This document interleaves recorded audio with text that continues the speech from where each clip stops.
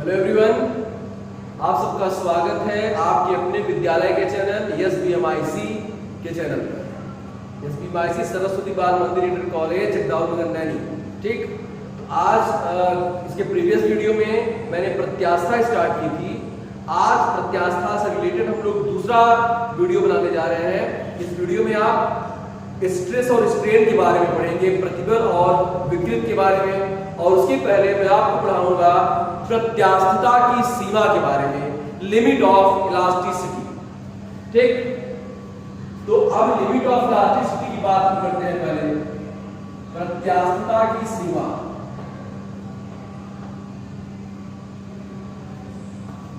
प्रत्यास्थता की सीमा,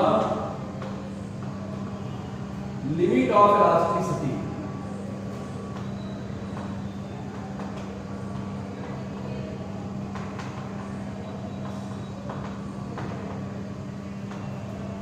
अब limit of elasticity क्या है? जैसे कल आपको इलास्टिसिटी की डेफिनेशन बताई गई, वहां पर आपको बताया गया कि जो हमारे ऑब्जेक्ट्स होते हैं, जो हमारी वस्तुएं होती हैं, वह 3 कैटेगरी में डिवाइड की गई। प्रत्यास्थ वस्तुएं, दृढ़ सुघट्य वस्तुएं और दृढ़ वस्तुएं। दृढ़ वस्तुएं तो ऐसी हैं जिन पर कि हम इलास्टिसिटी का अध्ययन नहीं करते। ठीक, पहली बात, इलास्टिसिटी की स्टडी हम उन ऑब्जेक्ट पे करते हैं, उन वस्तुओं पे करते हैं जिनका रूप बदला जा सके। जैसे रिजिड बॉडी, जैसे पत्थर है, दीवार है, मकान है, इनका हम शेप ही नहीं चेंज कर सकते। ठीक है, इनका जब हम शेप ही नहीं चेंज कर पा रहे हैं तो इनमें इलास्टिसिटी के बारे में हम पढ़ेंगे कैसे। ठीक, अब इलास्टिसिटी के बारे में जो प्रत्यास्थता आपको बताई गई है, तो प्रत्यास्थता में आपको यह बोला गया कि अगर किसी वस्तु पर आप विरूपक बल, डिफॉर्मिंग फोर्स लगाते हैं तो उसका रूप चेंज हो जाता है, और बल हटा लेने पर वस्तु अपनी पूर्वावस्था को। ठीक है, तो हम जो है इलास्टिसिटी के बारे में बात कर रहे थे। अब जैसे आप सोचो, हमारे मन में एक कंसेप्ट बन गया कि अगर किसी ऑब्जेक्ट का, किसी वस्तु का हम शेप चेंज कर रहे हैं तो क्या होगा कि विरूपक बल लगाया और शेप बदल गया। अब विरूपक बल हटाया तो वस्तु फिर से अपनी पूर्वावस्था को प्राप्त कर गई। तो हमारे मन में यह बन गई बात कि हम चाहे जितना बल लगा दें, वो विरूपित होगी और फिर से अपनी पूर्वावस्था को प्राप्त कर लेगी। ऐसा कुछ नहीं होता। जिसे आपने पूर्ण प्रत्यास्थ बोला है, परफेक्टली इलास्टिक बोला है, वह वस्तु भी अगर आपने एक लिमिट से ज्यादा फोर्स आपने अप्लाई कर दिया तो वह जो है सदैव के लिए विरूपित हो जाएगी और अपनी ओरिजिनल कंडीशन को दोबारा प्राप्त नहीं कर पाएगी। मतलब अपनी पूर्वावस्था को, अपनी इनिशियल कंडीशन को वह दोबारा प्राप्त नहीं कर सकती। ठीक, पूर्ण प्रत्यास्थ का मतलब ये थोड़ी होता है कि आप उस पर कितना भी बल लगा दो, बल हटा लेने पूर्वावस्था को प्राप्त कर लेगी। ऐसा कुछ नहीं होता। एक लिमिट के अंतर्गत ही वो अपने बल को बर्दाश्त, अपने ऊपर लगाए गए विरूपक बल को एडजस्ट कर सकती है। उससे ज्यादा अगर आपने बल लगा दिया तो वस्तु में प्रत्यास्थता का गुण समाप्त हो जाता है और वस्तु सदैव के लिए विरूपित हो जाती है और कभी अपनी पूर्वावस्था को प्राप्त नहीं कर पाती। ठीक, तो अब देखिए प्रत्यास्थता की सीमा, लिमिट ऑफ इलास्टिसिटी के बारे में अगर हम बात करेंगे तो मैं बताने जा रहा हूं, सुनिएगा। जैसे आप लिखना चाहे लिख भी सकते हैं। किसी वस्तु पर लगाए गए विरूपक बल का वह अधिकतम मान जब तक कि वस्तु में प्रत्यास्थता का गुण विद्यमान रहता है, जब तक कि वस्तु में प्रत्यास्थता का गुण विद्यमान रहता है, उसे प्रत्यास्थता की सीमा कहते हैं, लिमिट ऑफ इलास्टिसिटी। मैथमेटिकली, गणितीय रूप में लिमिट ऑफ इलास्टिसिटी, प्रत्यास्थता की सीमा को विरूपक बल की वैल्यू से रिप्रेजेंट किया जाता है। तो प्रत्यास्थता की सीमा विरूपक बल मतलब डिफॉर्मिंग फोर्स, ठीक है, विरूपक बल का जो अधिकतम मान होता है, ठीक है ना, विरूपक बल का अधिकतम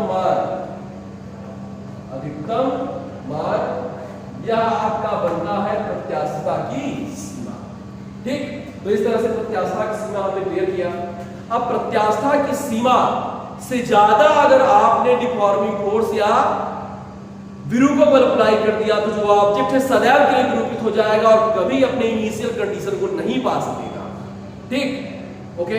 अब हम आ जाते हैं प्रतिबल और विकृत पर, स्ट्रेस और स्ट्रेन पर। ठीक है,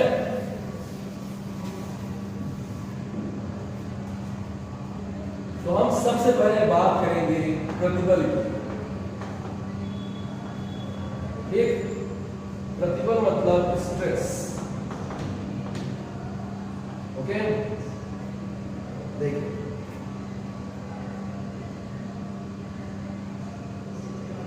सुने, स्ट्रेस के बारे में बात करेंगे। अब देखिए, जैसे अब कोई ऑब्जेक्ट है, ओके, आपने फोर्स अप्लाई किया F, इसका शेप चेंज करने के लिए, तो आप इस पर जब फोर्स लगाएंगे तो मान लीजिए इसकी ए एरिया पर आपने फोर्स अप्लाई किया, ठीक, डिफॉर्म करने के लिए इसे।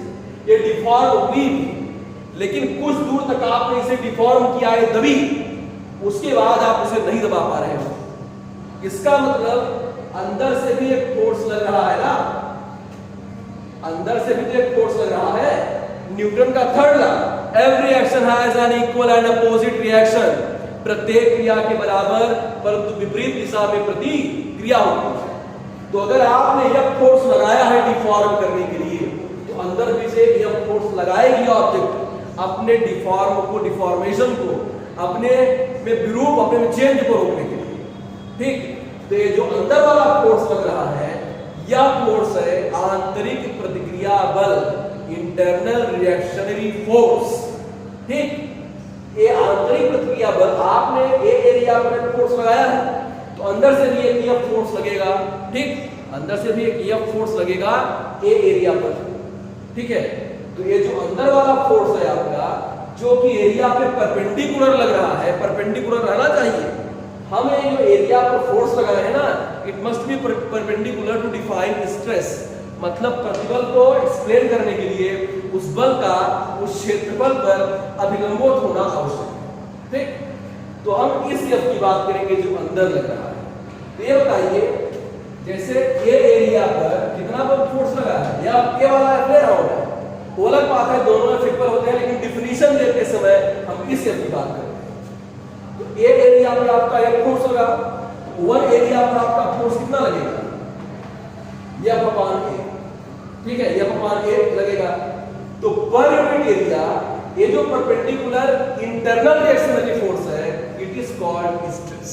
ठीक है, तो जो हमारा स्ट्रेस है या प्रतिबल है, मैं लिख देता हूं प्रतिबल, नहीं तो आप कहेंगे कि हमने हिंदी मीडियम की क्लास में इंग्लिश लिख दिया। तो प्रतिबल इज इक्वल टू आपका हो गया फोर्स अपॉन ए एरिया पे यह फोर्स, वन एरिया पे F अपॉन ए फोर्स, यही है प्रतिबल। तो मैं डिफिनीशन एक बार बोलूं, आपको लिखना है तो रोक के लिख लीजिएगा।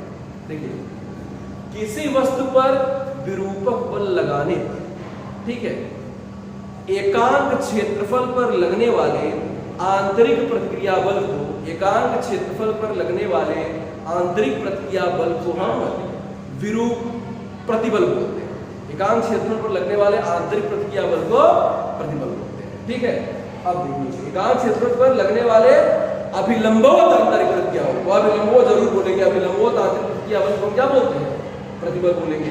ठीक, अब देखिए, आइए हमारा हो गया प्रतिबल। जैसे जो हमारा प्रतिबल है ना, इसे हम तीन भागों में बांट सकते हैं, इसकी तीन कैटेगरी होती है। जैसे कि अभी आपको बताया जाएगा, अनुदैर्ध्य प्रतिबल, आयतन प्रतिबल, अपरूपण प्रतिबल। मतलब ये वस्तुओं के आकार और आकृति के आधार पर प्रतिबल को तीन भागों में बांटा गया है, जिनको हम आगे पढ़ने वाले हैं। ठीक, तो प्रतिबल के बारे में, प्रतिबल आपका हो गया। प्रतिबल के बाद हम पढ़ेंगे विकृत के बारे में। ठीक,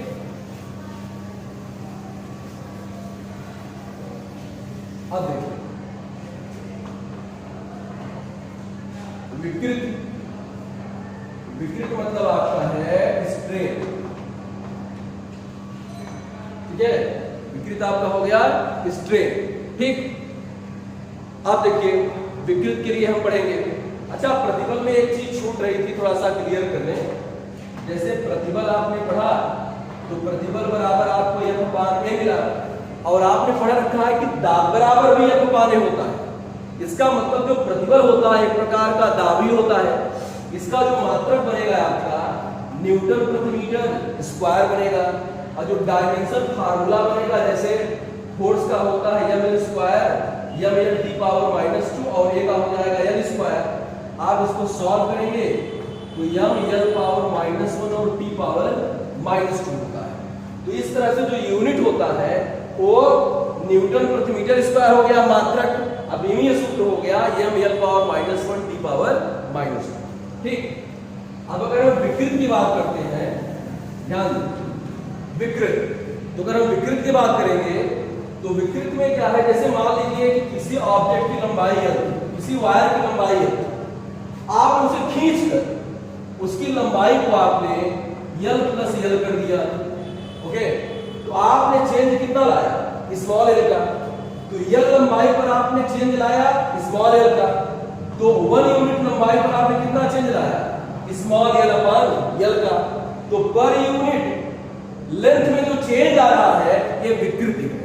वस्तु के एकांक लंबाई में, लंबाई नहीं, हम आयतन ले सकते हैं, क्षेत्रफल ले सकते हैं। जैसे किसी वस्तु का क्षेत्रफल a था, आपने उसे बढ़ाकर a प्लस डेल्टा a कर दिया, तो a एरिया पर आपने वृद्धि कितने की, डेल्टा a की, एकांक एरिया पर कितनी की, डेल्टा a की, a भी विकृति है। लंबाई में परिवर्तन बटा प्रारंभिक लंबाई, क्षेत्रफल में परिवर्तन बटा प्रारंभिक क्षेत्रफल, आयतन में परिवर्तन बटा प्रारंभिक आयतन, ये सब के सब विकृति है। कुल मिलाकर आकार में परिवर्तन बटा प्रारंभिक आकार, वह आकार लंबाई हो सकता है, वह क्षेत्रफल हो सकता है, वह आयतन हो सकता है। ठीक है, एकांक आकार में होने वाले परिवर्तन को विकृति कहते हैं। विकृति आकार में परिवर्तन की दर है उसके प्रारंभिक आकार के सापेक्ष। तो इस तरह से अगर विकृति के बारे में अगर हम बात करते हैं तो सुनिए,